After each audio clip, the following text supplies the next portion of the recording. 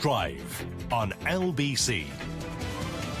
Hello, a very good evening to you. It's Ian Dale at Drive here on LBC. Thank you for listening. Coming up later in the programme, after 6, we're going to be talking about a very ugly word, Grexit. The possible exit of Greece from the euro. Now, Greece looks to be heading for economic collapse. Yes, I know I've said this several times on the programme over the last couple of years, but this time it might actually come true. I want to ask how this could affect Britain. How could it affect, indeed, your own holiday plans? We'll also be hearing from the Sports Minister, Tracy Crouch. The England women's football team are playing tonight in the World Cup. And after 7, we're going to do a little bit of history. We're going to learn about the Battle of Waterloo. 6 minutes past 5 here on LBC. Now, you can watch us this hour at lbc.co.uk because I have the Health Secretary, Jeremy Hunt, in the studio with me. Welcome, Jeremy. Hi. Seems a long time since we spoke, sort of at the beginning of the election campaign. Now, Jeremy's here to answer your questions, so if you would like to ask anything about the NHS, 0345 6060 973 is the number to call. While we stack your calls up, let's have a little chat about your opposite number, Andy Burnham, the Shadow Health Secretary. He's obviously the favourite to be the next Labour leader. As a Conservative, how do you view that prospect? I just cannot understand what's going on with this Labour leadership contest. I mean, the first thing is, of course, no one in the Labour Party is going to listen to a Conservative cabinet minister about it. But, you know, there was all this rejoicing that they've got someone even more left-wing onto the slate with Jeremy Corbyn earlier in the week. And, you know, obviously from our point of view, there is an argument that the more left-wing candidate that wins, whether it's an Andy Burnham or a Jeremy Corbyn, is better for us because essentially the country rejected a left-wing candidate with Ed Miliband. But I actually really want the Labour Party to move to the centre ground because I don't want to have this politics of envy. I don't want to have this sort of argument about, you know, it's a bad thing to get on and be successful. And I think Liz Kendall has said the Labour Party needs to change, and what she gets is massive criticism from the rest of the party. So you're backing Liz Kendall? Well, I would like to see the Labour Party change because I think that would be good for the country, but I just don't see any evidence of it. But you like to see Liz Kendall as leader. You think she might be the one to make them change? Well, from a Conservative point of view, it probably would suit us to have a more left-wing candidate. But in terms of the country, I want to see, you know, sensible arguments on the centre ground, and I don't think we're really getting that. But Andy Burnham, you're seriously characterising as left-wing because back in 2005 to 2010, he would have been seen as a Blairite. Yes, but he changed his position pretty dramatically when he was in opposition. And, you know, if you're arguing that having 6% of NHS services gone out to the independent sector, that's grown from 5% when Andy was Health Secretary. If you're saying that is the wholesale privatisation of the NHS, well, the British public certainly don't believe that. But I think that is a very left-wing approach to what is actually happening. And of course, if he does become leader, I imagine you're going to constantly mention two words, mid-staffs. Well, I think one of the biggest problems in the NHS was we had a culture where when there were problems, they were swept under the carpet and covered up. And the tragedy about mid-staffs isn't that it happened because, you know, in all big health systems, things do go wrong. But it went on for 4 years. Between 2005 and 2009 without anyone stopping it. And I think that is the big thing that I'm certainly trying to change in the NHS, is saying, look, we've got to be honest when there are problems, and the quicker you bring them to the surface, even if it is awkward in terms of the publicity, the quicker they get sorted out. Do you blame Andy Burnham personally for what happened? Well, maybe not what happened, but for the fact that nothing was done about it? I don't blame him personally for what happened on, you know, Ward 11, which was one of the worst wards at mid-staffs. Of course not. And, you know, the NHS is the 5th largest organisation in the world, and it would be quite unfair to say that any health minister is personally responsible for what happens in every single part of the NHS. But I do blame that government for the culture in the NHS, which was very targets, very top-down, where there was a lot of bullying and intimidation of nursing staff, and where there was poor care, and you had whistleblowers like Helene Donnelly, who tried to speak out against the poor care in the A&E department at mid-staffs, and she suffered the most appalling bullying. And I think that culture was wrong, yes, and I think we need to change it. But you're effectively saying that he's going to be inextricably linked to what happened in mid-staffs.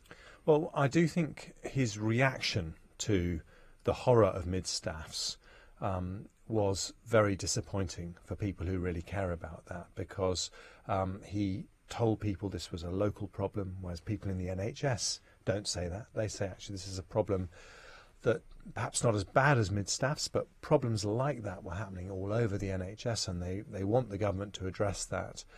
And I think his approach was too much about trying to play down those problems.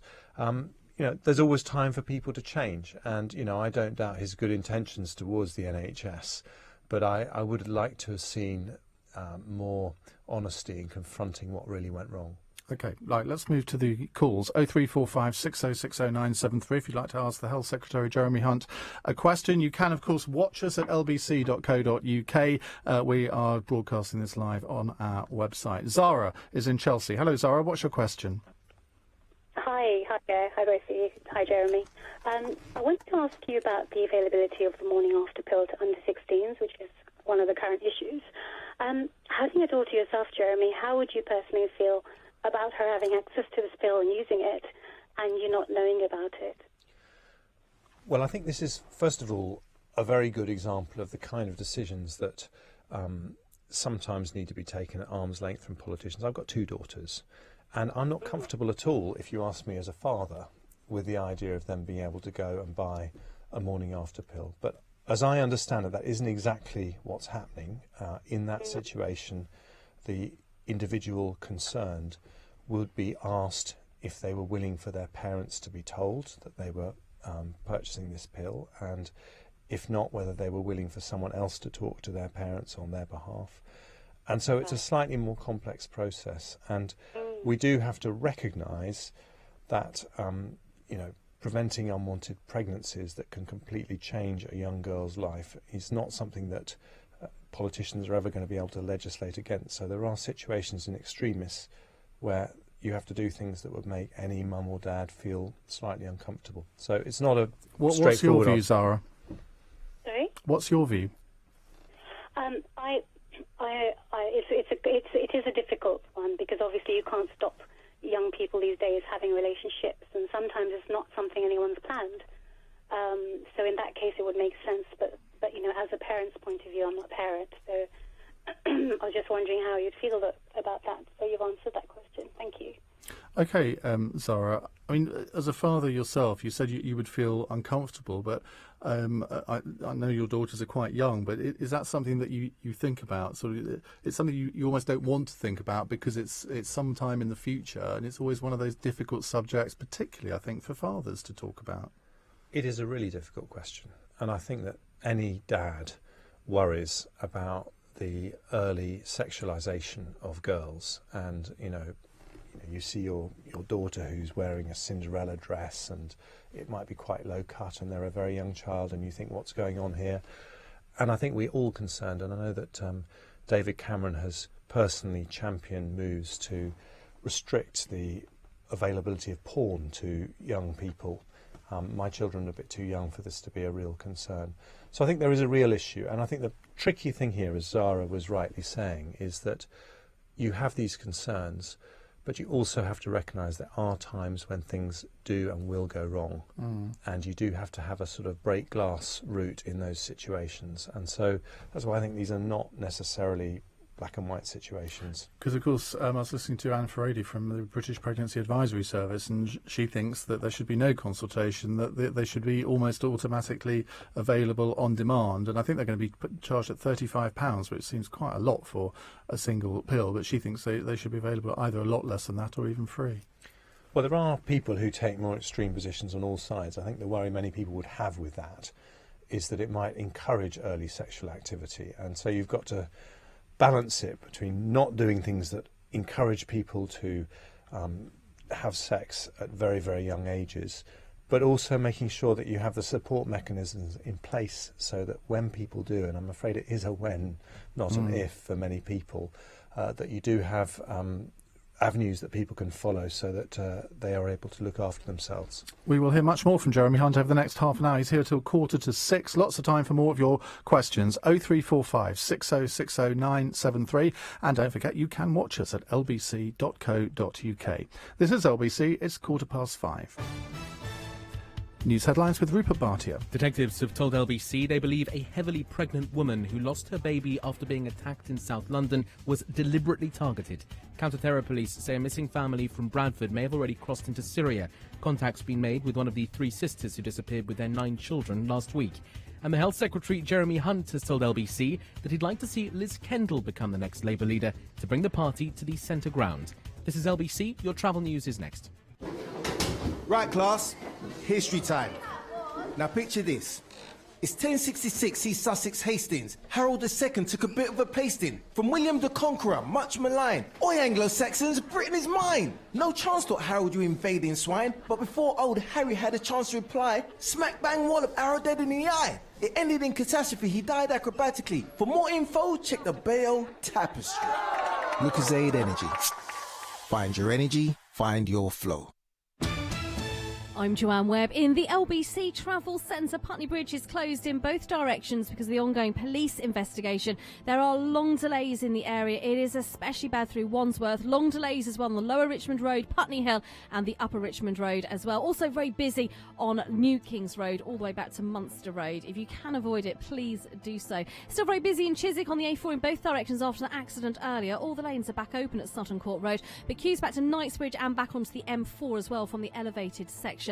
Long delays continue in Hampton because the A312 Hampton Road East is closed westbound at Apex Corner following an accident. In Walthamstow, Hoe Street is closed both ways at Churchill. That's because of an accident. Now, the traffic lights aren't working at Five Ways Corners. That's causing delays on the A1 all the way back to the North Circular Road. 2 problems on the M25. Firstly, long delays on the entry Slit Road clockwise at Junction 1A, and that's because of an accident. That's now causing queues through Dartford back to the A206, and also on the M25 anti-clockwise it's slow from Junction 22 at London Coney to 21A at St Albans because a car has broken down. And on the Underground there are severe delays on the entire Bakerloo line. Keeping London moving, your next travel update is in 15 minutes. LBC Travel. With Citrix Go-To Meeting, bringing your clients closer to your business. For the perfect cocktail, mix 1 part listed building with generous measures of marble, cut glass and sinuous mahogany. Served chilled over in beautiful St John's Wood. Built in 1898, Crocker's Folly is the new cocktail bar and restaurant that's really shaking up London's nights. Crocker's Folly, Aberdeen Place, St John's Wood. Why go out when you can go out of the ordinary? crockersfolly.com. If you sell your house with Purple Bricks for a fixed fee from £799, you could save an average of £4,000 in estate agents' fees. £4,000? Just think of what you could do with £4,000. Michael? Shh, I'm thinking. Well, stop thinking. It doesn't make good radio. Visit purplebricks.com and book a free valuation. Landlords. Direct Line guaranteed to beat any quote for the same cover. Can your landlord insurance do that? Search Direct Line Landlord. New customers only. Qualifying criteria apply. Underwritten by UK Insurance Limited. With my poor credit, I felt toxic. Finance companies were asking very high interest rates. Couldn't afford it. My only option was an out-of-warranty used car for cash. Or so I thought. Called Wheels for Sure. Week later, I had a lease for a brand new car. All manufacturer-backed and upgrade to a new one every 3 years. I felt valued. Too good to be true? No, simply true. Used car on a costly loan or an affordable new leased one, you know the choice. For sure. Click or call Wheels for Sure on 0800 044 5985. We can help for sure. The best place for sleepyheads is in a Bridge bedding bed. At Bridge Bedding, we have hundreds of beds and mattresses in stock from the biggest brands in the UK. We'll beat any price on a like-for-like basis and we'll deliver for free.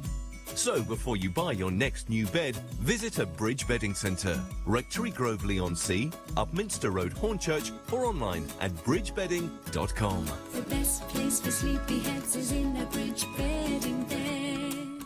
At Simply Business, we're different because we focus on small business insurance, protecting the people who are building Britain's economy. The builders, the hairdressers, the bookkeepers. We're proud to support 46,000 of you here in London with tailored insurance at a great price. Because we know that Britain is built one kitchen extension, one cut and blow dry, one tax return at a time. Search Simply Business online now to get a quote. Simply Business is authorised and regulated by the FCA. Nick Ferrari at breakfast on LBC. LBC has sent its reporter Simon Conway to the front line of the Mediterranean migrant crisis. Where have you come from? I come from Eritrea. Eritrea. Yeah. How happy are you to be here? The best day in my life. The best day in your life. Footy rapist Ched Evans sipped champagne and smiled yesterday. Oh my God! He laughed and joked. You're not allowed to do that once you're sexy. There will be no laughing. And he looked relaxed. Oh no. Why is he looking relaxed? As he basked in the sunshine. Can he live his life as a normal human being? Well, it would appear not. Nick Ferrari at breakfast. Every weekday morning from 7 on LBC. With Hampton by Hilton, with over 2,000 hotels worldwide. 21 minutes past 5. Well, basking in the sunlight of a Conservative election victory is the Health Secretary, Jeremy Hunt. He's here taking your calls, 0345 6060 973. You can also watch us at lbc.co.uk. Kushal is in Harrow. Hello, Kushal. Hello, Ian, and hello, good afternoon, Mr. Jeremy Hunt. Hello, Kushal. I work in NHS, and I want to put a question to you. Now, what I have noticed in NHS is that clinicians get promoted to management positions, but obviously NHS is a business, but these clinicians don't have previous experience of running any business. As a result, they find it difficult to manage NHS efficiently, and it becomes very ineffective. I would like to know what will be your views regarding reforming the NHS management structure, and what are your thoughts on that? Well, Kushal, this is a really important and difficult question. And one of the issues, are you a doctor yourself? No, I'm a therapist. Okay. Well, one of the issues is that doctors tend not to like taking orders from anyone who isn't a doctor. They certainly don't like taking orders from the Health Secretary. And so you have a problem that it sometimes becomes very difficult for someone who is a professional manager who is trying to get very eminent surgeons and doctors to do things in a different way. They sometimes find it really hard. And if you go around the world, the best hospitals are very often run by doctors who have become superb managers. And so the problem you're identifying is absolutely right. Of course, doctors don't get training in management. And so we have put in place in the last couple of years a new programme to try and give doctors much, much better training to become managers. And I think if we can succeed in that, obviously there's room for very talented managers who don't have a medical background. But if we can succeed in that, it will help avoid some of the problems we had at mid-staffs, where managers were following targets at any cost, regardless of what happened to patients. And I think if you have doctors in the key leadership positions, you can avoid those problems happening. Are there too many managers? I mean, I know quite a few people who work in the NHS, and the one thing they all seem to agree on is that there are too many layers of management. Well, there probably are still slightly too many, although we've actually got rid of about 9,000 in the last Parliament. But can I just stick up for managers? Because, Briefly. you know, well, running a business, I ran my own business for 14 years, and, you know, that was challenging enough. Running a hospital, where you haven't just got to balance the books, you've got to look after 2,500 people, and get things wrong and patients die. It's a hell of a difficult job, and so you do need to get good people into there and give them support. Kushal, thank you for that. Cressida is in Fulham. Hi, Cressida. Good evening, Ian. Good evening, Mr. Hunt. Hi, Cressida. Hi. I was just interested what your views were on the longevity of women's fertility vis-a-vis the study that was published in The Independent about women being advised to freeze their eggs by 35 and give birth by 38. Can I do something that, you know, people like Ian regularly crucify politicians for, and actually not answer the question? No, because I think the truth is that there are some things that are very, very personal, and I think that is one of them.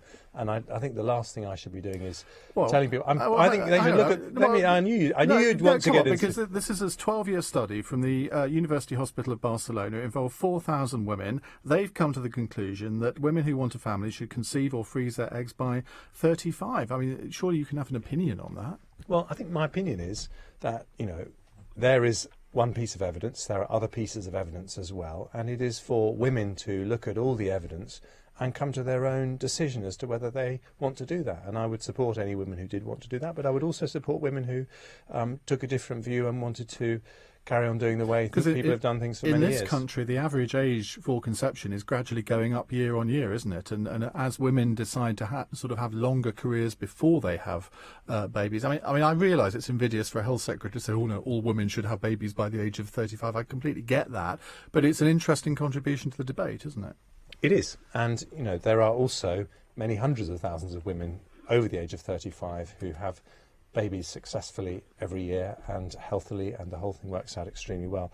I mean, we've all got to look at this evidence, and the evidence about how you give birth safely is something that I'm particularly interested in, because we still have far too many stillbirths in this country, and we had tragedies at hospitals like Morecambe Bay, and we need to do better. But I think there are also things that are very much decisions for people to take as individuals. I mean, talking of giving birth safely, you got into a bit of trouble for a tweet that you made on the 10th of June where you appeared to, criticise midwives. You said it's shocking that 1,300 babies are killed or harmed during childbirth last year. We must go further and faster to make the NHS the safest system globally. Now, that was on the back of figures that showed that the taxpayer is paying £1 billion a year in settlements to parents whose births have gone wrong in some way. I mean, that has to be a shocking figure, doesn't it? Weren't you stating the obvious, and yet you get criticised for saying so?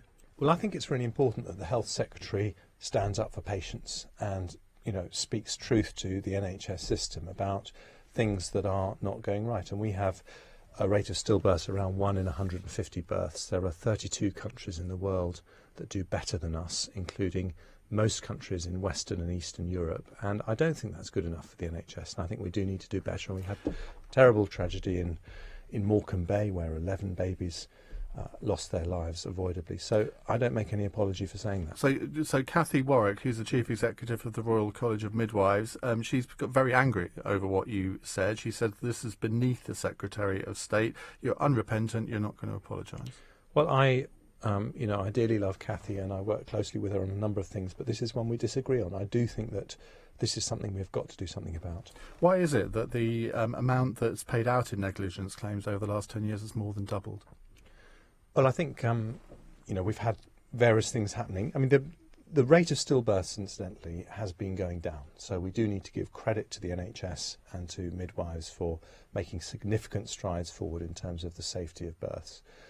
But we've got a lot further to go, and the courts are being more generous in terms of the financial awards that we take. And is it scandalous that we are spending nearly £1 billion every year on litigation claims, which could be spent on patient care, on more doctors, on more nurses? Yes, it is, and we've got to do something about it. And that's nearly 1% of the entire NHS budget, isn't it? Just on negligence claims in this one particular area.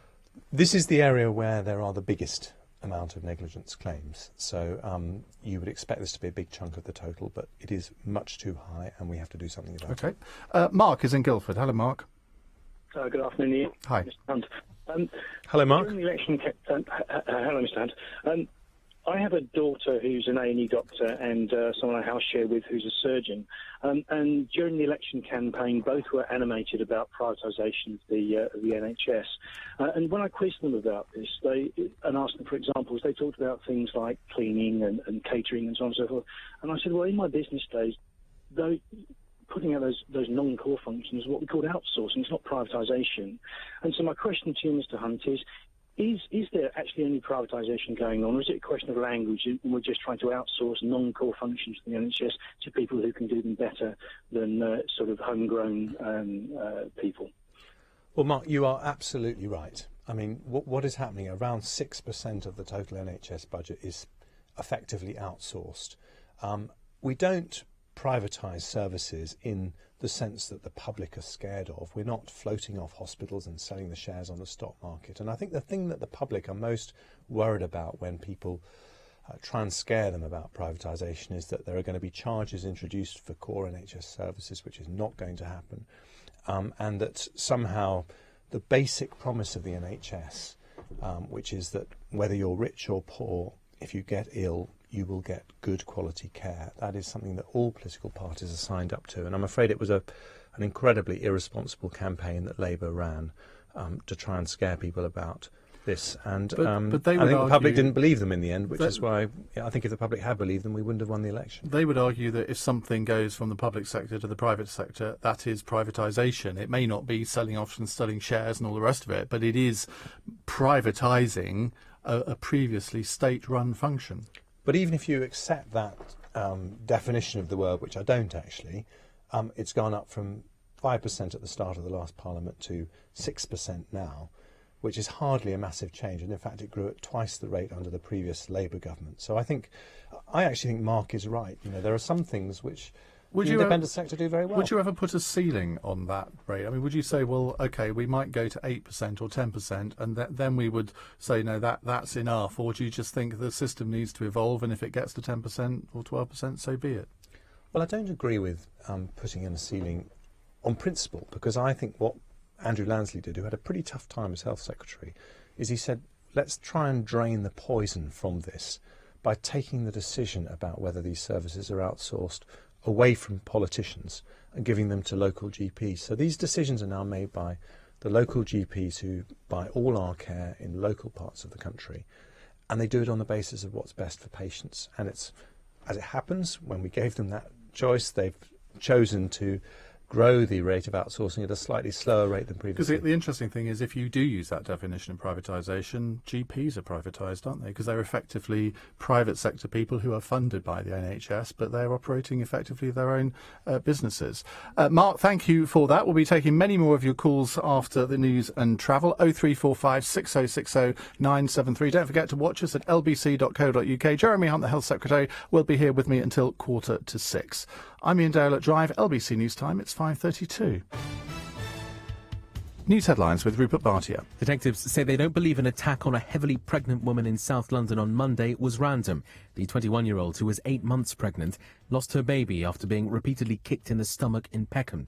One man's been arrested. Counter-terror police say one of the 3 sisters from Bradford who disappeared with their 9 children last week has been in touch. Officers say they believe the group may have already crossed into Syria. They were last seen in Turkey after a trip to Saudi Arabia. The Health Secretary has told LBC he hopes his Labour shadow Andy Burnham doesn't become the new Labour leader. Jeremy Hunt has told Ian he'd prefer to see Liz Kendall take over from Ed Miliband. I actually really want the Labour Party to move to the centre ground, because I don't want to have this politics of envy. Liz Kendall has said the Labour Party needs to change. And Julian Assange says Swedish prosecutors have cancelled an appointment to interview him inside the Ecuadorian embassy over sex assault allegations. The WikiLeaks founder, who denies the claim, has been living inside the embassy in London for almost 3 years. LBC weather. A mix of sunshine, cloud and patchy rain into the evening in London and the southeast. Dry and quite clear overnight. A low of 14 Celsius. Mostly clear in central and northern England, Wales and much of Scotland and Northern Ireland overnight. Tomorrow, mainly fine and dry with good spells of sunshine. A high of 21 degrees. From Global's newsroom for LBC, I'm Rupert Bhatia. I'm Joanne Webb. In the LBC Travel Centre, Putney Bridge remains closed in both directions because of the ongoing police investigation. There are long delays in the area, especially on the Lower Richmond Road, Putney Hill, Upper Richmond Road and the New Kings Road as well. Long queues throughout Wandsworth. All the buses that usually go that way are on diversion as well. Still very busy in Chiswick on the A4 in both directions of Sutton Court Road. That was after the accident that happened earlier. Into town, it's still extremely slow all the way back onto the M4 from the elevated section.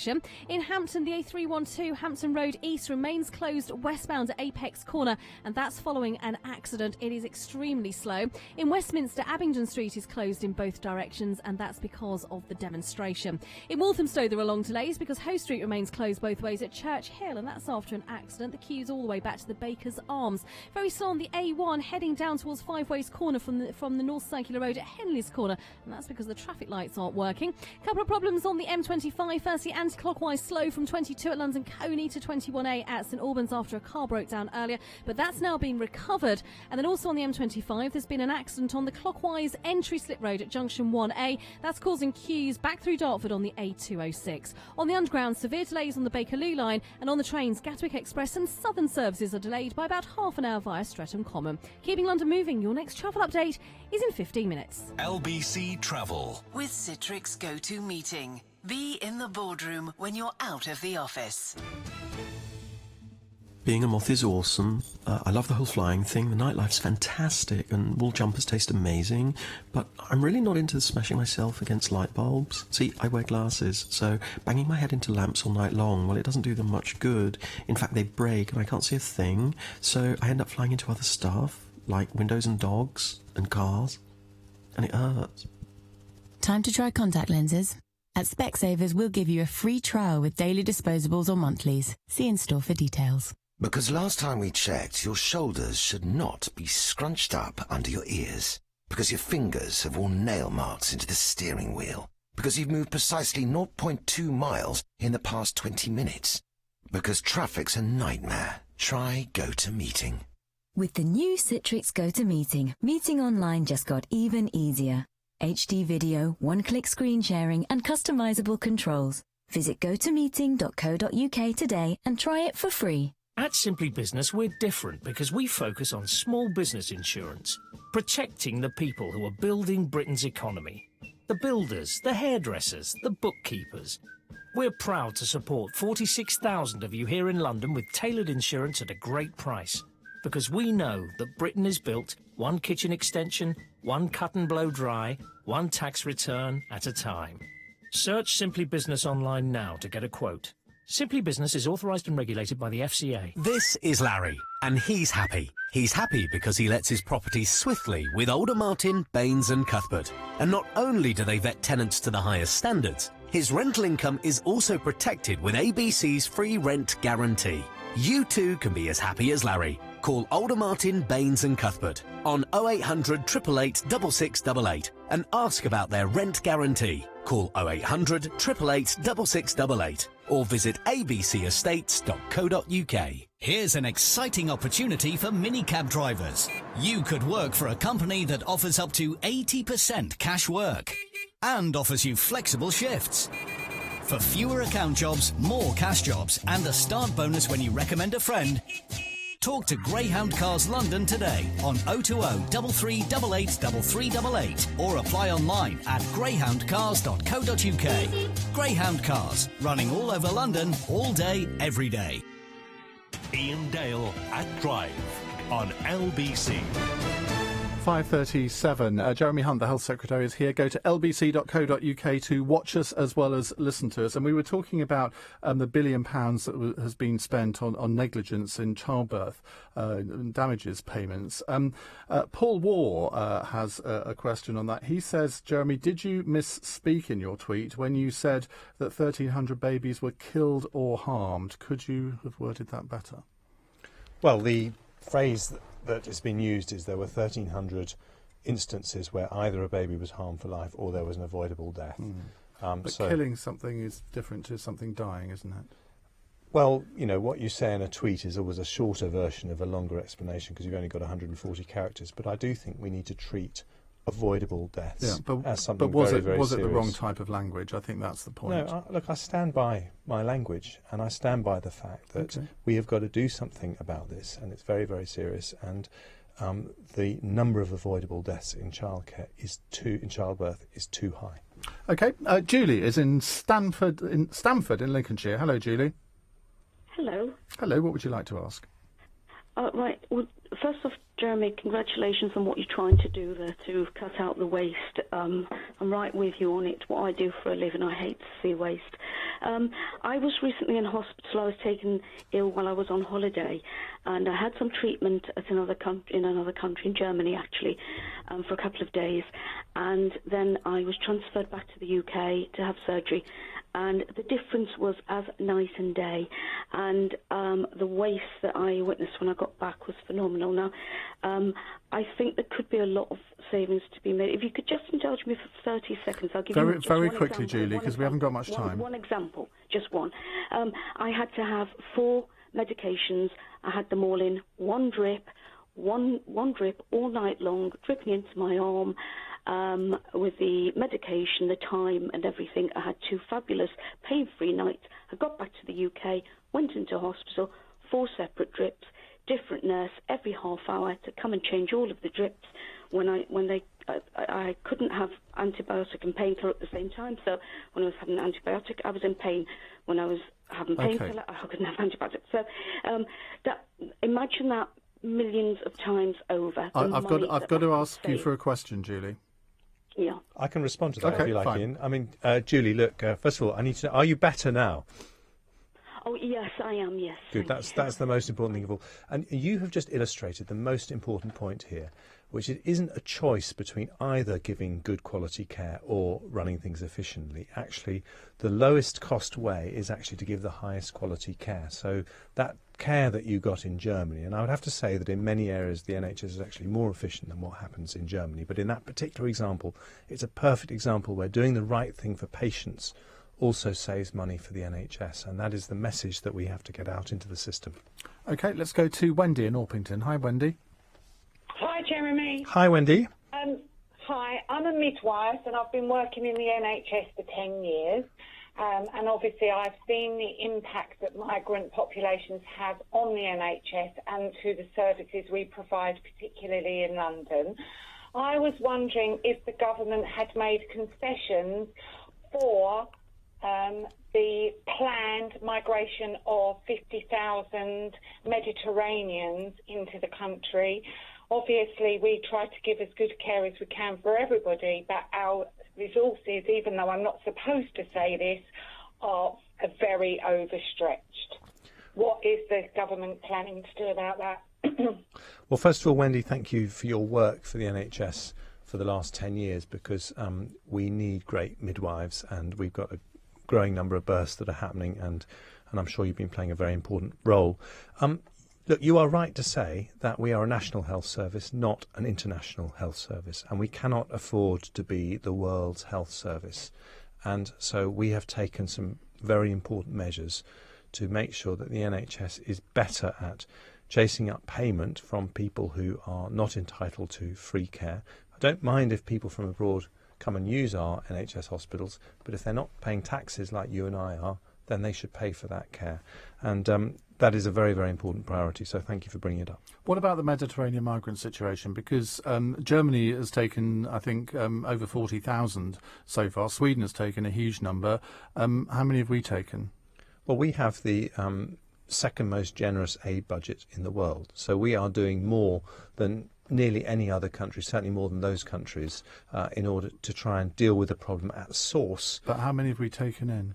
Well, you know, I think you have to ask yourself whether it is sustainable to keep taking in more people, because the more people that we take in, the more people will want to cross the Mediterranean. And what you have to do is to find a solution where people don't think that if they make that dangerous crossing, that the end result is likely that they will be resettled in Britain or Germany. And that is why I think the approach David Cameron and Theresa May are taking is right on this. And I think it is very short-sighted to send the wrong kinds of signals to people who want to make that crossing. Could the NHS cope, though, with an extra sort of, I don't know, 30, 40, 50,000 people who come to this country? We've already got sort of quite high levels of immigration at the moment, 300,000 a year.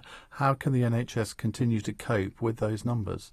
Well, it's not just the NHS, but as a country, we cannot cope with uncontrolled migration of any sort, and that has an impact on the NHS. I have to say in the NHS as well, we benefit from migration. 1 in 5 doctors are immigrants, and they do a fantastic job. So we have to recognise the positive aspects of it as well.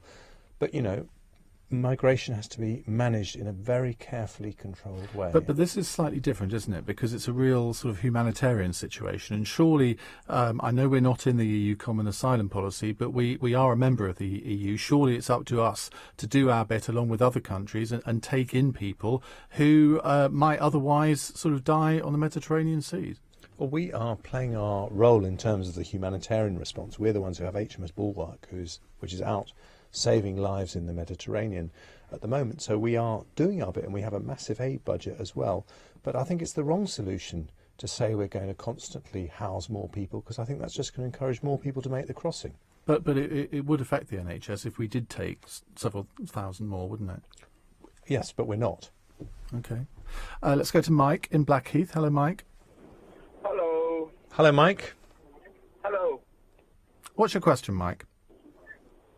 Well, my question to Mr. Hunt is, I'm an ex-GP, Now, in the Prime Minister in his manifesto said he will bring 5,000 GPs and 20,000 nurses by the end of his term. How is he going to do that? I've worked in the NHS for 40 years as a GP, and I don't think it's possible at all. Well, we didn't actually make the commitment about 20,000 nurses. We did talk about 5,000 more GPs. First thing is we need them because we've got to be better. We're going to have 1 million more over 70s in 5 years' time, and we need to look after them better at home and in the communities. I'm sure you did for many years, so that they don't need expensive hospital care. We managed to get another 1,700 GPs in the last Parliament, so we did manage to get an extra amount of GPs, but we've got to see a step change in that in this Parliament. I will be announcing very shortly some of the measures that we're trying to do to do that. You can do it now if you like. That's very kind, Ian, but I think I better wait until the right moment. But just on this, and finally, because we're running out of time, in the election, David Cameron was very keen to promise a 7-day-a-week NHS. Now, I have a close relative in hospital at the moment, and it is shocking what happens at the weekends in that hospital. It's a very good hospital generally, but it more or less shuts down at the weekend. There aren't the number of staff on the wards. You can't get hold of a doctor or a consultant. I mean, this is not something that you can introduce in the next 5 years. This is like turning around an oil tanker, isn't it? Well, it's a very big job. And, one of the exciting things is the NHS has said we want to be the first country, the first system anywhere in the world that actually deals with this discrepancy in hospitals between what happens at weekends and what happens in the week. We think there are about 6,500 avoidable deaths caused because we don't have proper consultant cover, proper diagnostics testing at weekends. We want to sort that out, and I think actually most doctors and nurses want to sort that out as well because they went into the profession for the sake of patients. How do you fancy being monitored remotely in a digital healthcare revolution? That's what the Telegraph is saying. We're going to have sort of apps fitted to us that can link to our medical records. I mean, it sounds quite frightening in some ways. It's a bit scary, but it is actually the future, and this is the way it's going to go. You've seen the future, and it works. And the extraordinary prospect, which will certainly happen within our lifetimes, is the prospect of an ambulance arriving at your house before you have a heart attack. And that is because we can monitor what's happening at your heart. On that positive note, I'm going to thank you, Jeremy. Thanks for coming in. We'll have you back very soon. That's Jeremy Hunt, the Health Secretary. This is LBC. It's 5:47.